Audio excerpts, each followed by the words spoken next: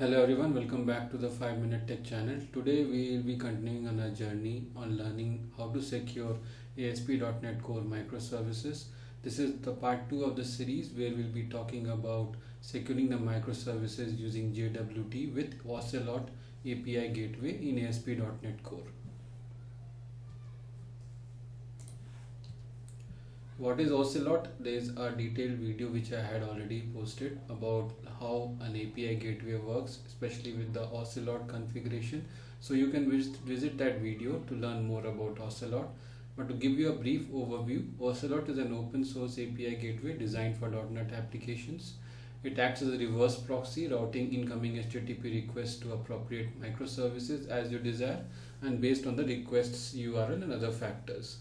Now there are a lot of features which Ocelot has which can be used and some of them are routing, which directs the request to a correct downstream service.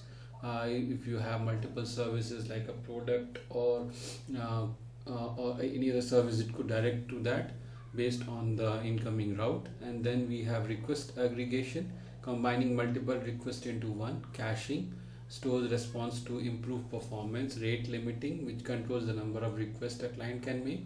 Authentication and authorization can also be built into the Ocelot API gateway along with a load balancing feature, which distributes requests across multiple instances of a particular service in conjunction with the service discovery like a console.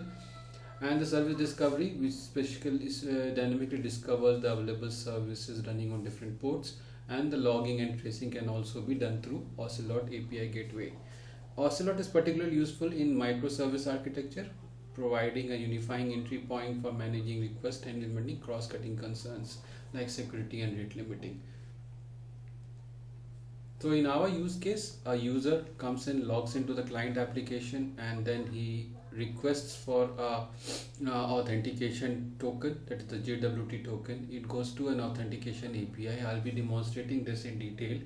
And the authentication API will return a token response which will be passed to the client app and to the user through a JSON web token. Now the client or the user can go ahead and request this JSON web token with this JSON web token and call a particular API.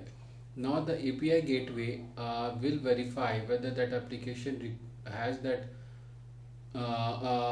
particular identification and using the claims and the token validation, and then it will return a particular product response on successful authentication and authorization. And this is how a protected resource can be accessed by the client app or the user on a specific request through JWT token. So this I'll be demonstrating more in detail and through a code walkthrough. So how does this actually work is these are the steps which we will be doing. We'll be setting up Ocelot. We'll install the Ocelot API gateway, and then we'll configure it through a JSON file, and then we'll implement the JWT authentication, creating the JWT token and that particular token which we talked about in the first part of this series, and that will be passed from the JWT. We will pass it to the middle. We'll create that in the middleware and pass it to the client app, and then configuring the Ocelot for JWT. We'll configure the Ocelot to consume that particular JWT token and determine whether it could be passed to the API or it has to be blocked. And then based on the authentication and authorization, the secured microservice will return the response. So that will be the basic flow which we will be talking about. So let's get directly into the demo. Here I have a plain blank solution I have added to the project. I'll go ahead and add 3 projects. One is the Auth API, the other one is authentication API, and the second one is the Ocelot API gateway, and the third one is the product API. So as you see, I have added the 3 projects now. Auth API, which is a web API project. I have added Ocelot as another web API project, and the products API as another web API project. I have also added a class library auth shared.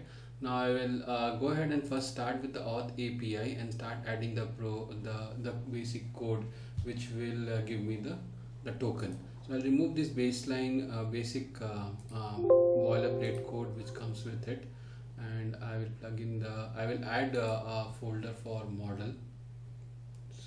me do that. Model. I will create 3 classes. One will be your user, then the login, and then the authentication. So let me add the 3 classes. So I've added 3 classes. First is the user. User has username, password, roles, and the list of scopes. Login is again username and password through which the user will be logging in, and the authentication has the token and the expires in. Now I'll go ahead and add a service folder wherein I will be writing the JWT token service, which will return the JWT token on the successful login by the user. So let me add a JWT token service. JWT token service.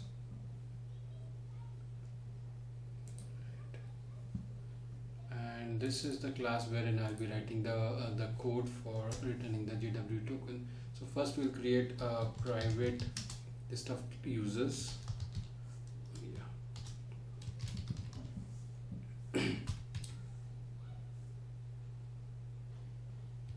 And this will be a new list of users, and I will pass the user. Since this is a simple implementation, what we will do is we'll just create a new user, again a new user, and we'll pass the values.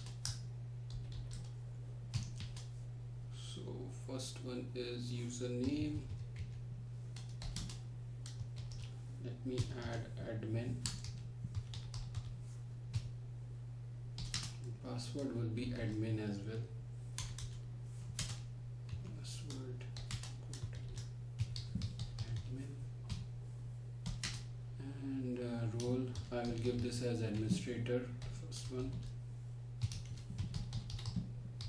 administrator, and this, and scopes will be new of, and I will give it as a product dot read. So it will be product, and it will be inside the string.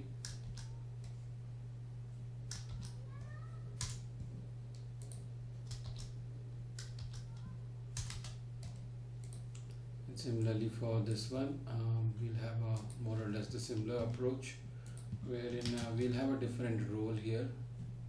So let me mention as user1, password as again user1 for simplicity. This is a user and a product read. So we just keep this scopes simple. You can add more scopes, and we'll see how it reflects in the API gateway when we are using these scopes. Next, we will go ahead and write the base method which will generate the token. So let's name it public authentication, and we will write generate authentication. Yeah.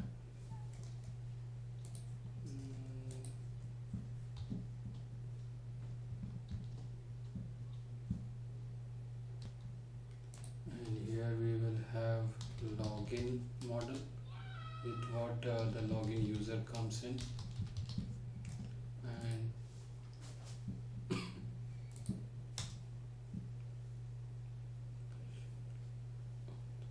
let's name it as a little different, auth token, to reflect what we're trying to do here.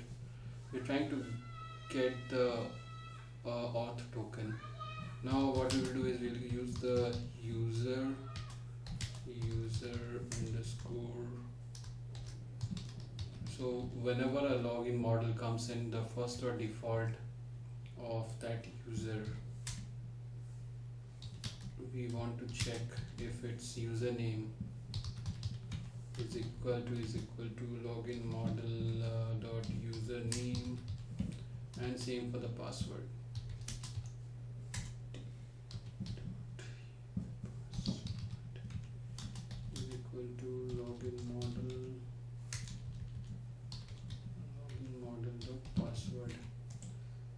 Once we confirm that, we get the username, and if it is not equal to null, then then we return null. Let's return just the null. Yeah. And if it is not, then we'll start the main code part. So first we'll create a secret key, symmetric security key, symmetric security key.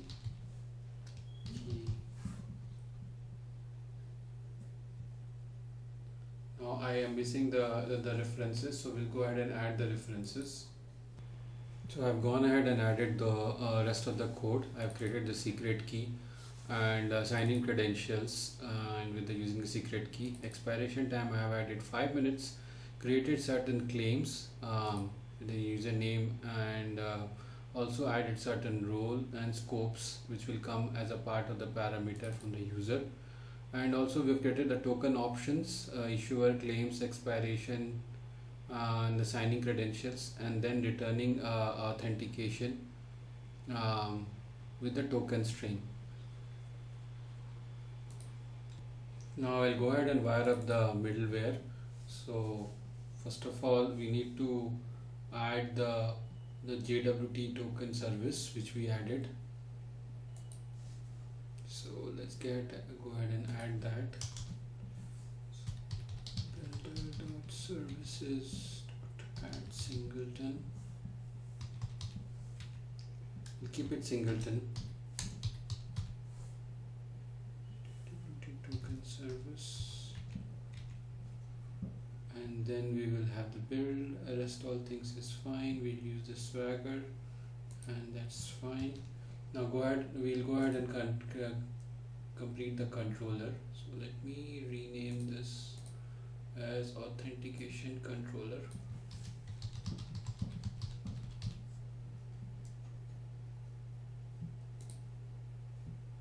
Yes, and remove the unnecessary code from here. So this will be API / controller, and this all will go, and I'll add some specific methods here.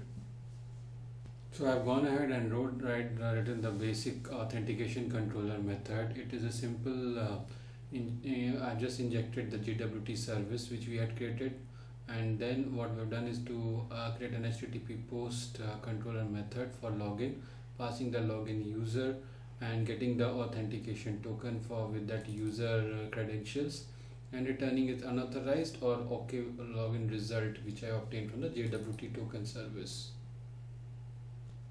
Next I will be moving on to the shared service, the auth.shared. Here I will be creating a JWT authenticator. So Auth API will return the authentication token, but it has to be authenticated.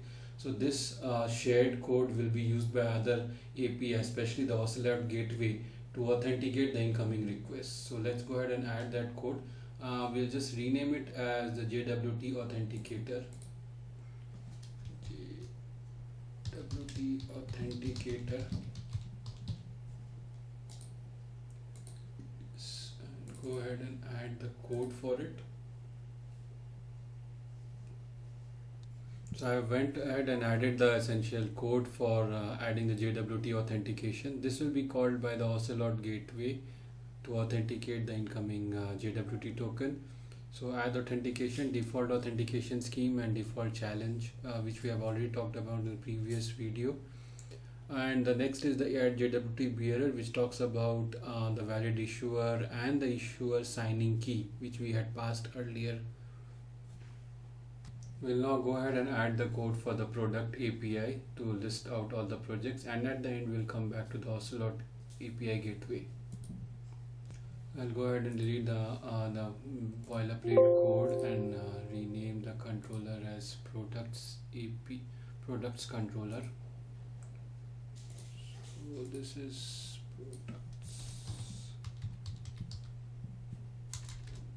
product controller. I'll go ahead and add a models folder for the product now. So So I'll add a folder for model, and I will add a folder for repository as well. Repository. I'll create an iProduct repository and the product repository.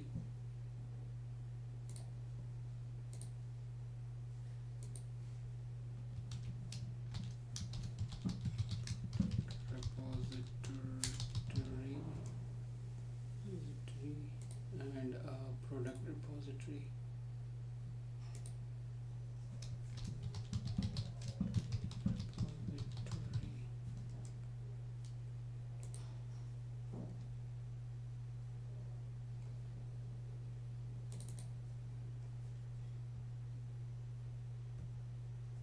We will have a couple of methods, basically getting a list of products.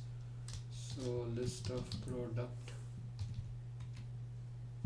and this will be a product, and get products list is what we will have.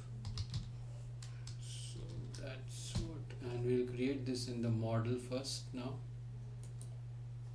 So I have added the model for product ID, name, brand, and category, price. I'll go also add the model for the product data. Product data being mostly about returning a set of mocked up data. So I'll add that class as well here. So I've added the essential models. So just that in the representation it will come. So it's basically a model of product returning a list of products, and it has a mocked up data which will be returned as a set of product. Next we'll write the basic methods in the products controller. So we will have to wire up the program, the middleware first. Let's get started on that. So we'll add the repository which we just created. So builder.service dot add scoped. We'll do a scoped here, and here we will have iProduct repository and the product repository.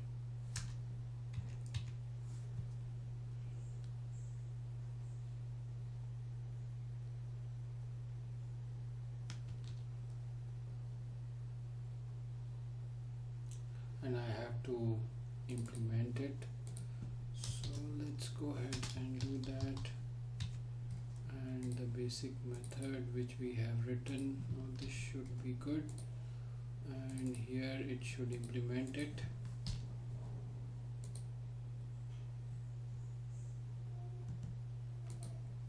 And we'll just return the product data which we had created.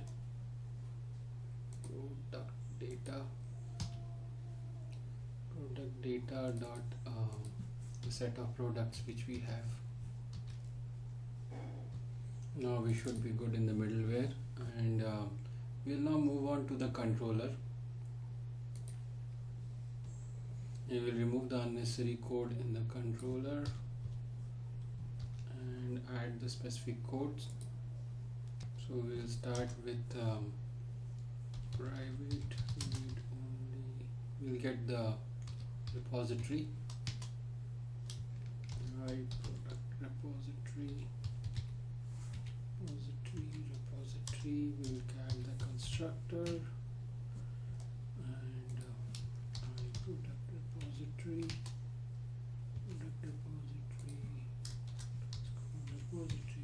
Product repository. This will be an HTTP get, which will be a default whatever we name here. So we'll just keep it as INumerable of product. That's product. We need the model here, and it will be a simple get, and it will return a simple product repository dot get product list. So that will be pretty much it. We'll now move on to the Ocelot gateway and wiring up all the two APIs which we have written, which is the Auth API and the product API. First thing first, we'll remove all the boilerplate code which came in. We don't need controllers as well here, so we'll delete this. All we need is the middleware and an Ocelot configuration JSON. So let me add that. So add Ocelot configuration JSON, new item, Ocelot config, and this is a JSON file. We'll just add this one. Now this will have the basic configuration, the JSON structure which we have, routes and all those details, and we'll do the middleware binding. Let me add the code for the basic routes, and if it starts with your basic JSON format, we'll have routes, and then we'll go ahead and add those basic structure which Ocelot gateway requires. So I've written the basic routes here. First route is the authentication route. So it goes ahead and calls the authentication controller. So authentication controller is API/authentication, and it has a login method. So if you see here, as soon as you do a /authentication, it will go to the API authentication, and it allows is a post call. You can configure other HTTP verbs as well, and it will run on the same port as your authentication API is configured to run on. Similarly, for /products, it will go to the products controller. So it will try to hit the products controller here, and then if you come back to the Ocelot, so if you have /products, if you do a get call, it will hit the API/product on a specific port on which the product API is running. Also, you need to see that we have allowed the scopes only to product.read, and that was what we have mentioned in the JWT token service, wherein we were providing the scopes as a product.read itself. So similarly, you can configure the Ocelot API gateway to allow a specific authentication provider key and the scopes which you allow to a specific API. So this is the basic configuration you should do to make your API gateway work with your APIs along with the JWT authentication. I'll go ahead and do the middleware plugging in now, wherein we have to add some details on the middleware. So I have done the basic plugging in. I have added the builder to configuration to add the JSON, the Ocelot config JSON, and then we have added the Ocelot and the library, and that has enabled us to add Ocelot on the builder configuration. Now this add JWT to authentication is coming from auth shared. Now this is where we had done the validation part, wherein any incoming request should be validated with this. And the next one is your we are running app.use Ocelot. So this is the basic middleware plugging in which we have to do for the API gateway. Now let's go ahead and configure multiple startup projects for this one and run the application. So let's make this as multiple startup project. This will be start. We'll start the Ocelot gateway and we'll start the products API. Let's click on start.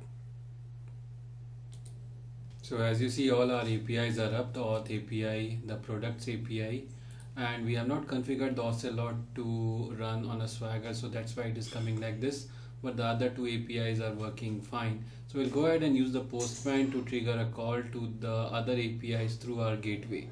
So let's copy this API endpoint, which is the Ocelot API gateway endpoint. So the first thing we have to do is to get the authentication token, and for that what we will do is check what is the call here.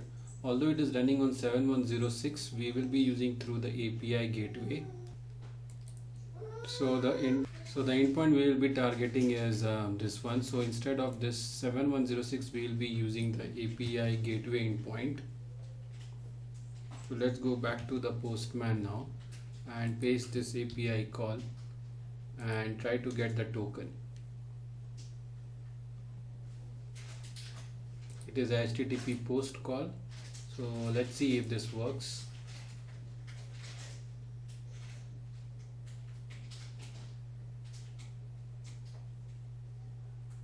and the endpoint is a authentication, not API authentication. That's why we got 404. Now let me try again, and as you see it is coming as 415 unsupported media. So to correct the header to allow the content type JSON, so let me add that header.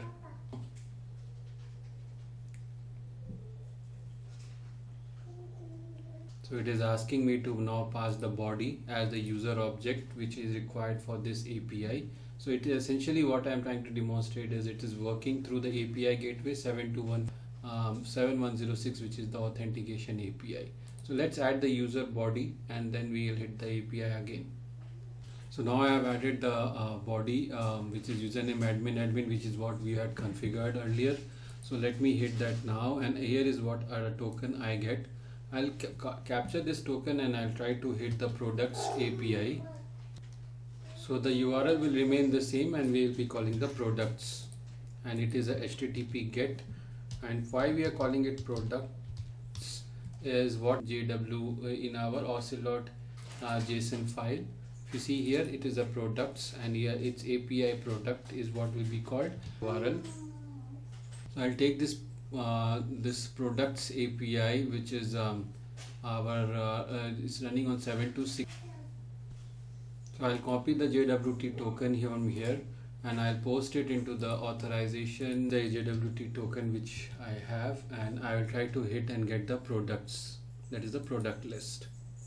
So here you see that I am able to get the product list which I had defined in the dummy data, and if I remove the token from here, you would be able to see that it is 401 unauthorized. So this was pretty much the demonstration with the Ocelot working with the JWT token.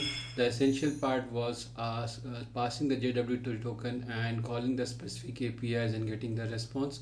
I hope you like this video. If you like the video, please subscribe to the channel. Have a nice day.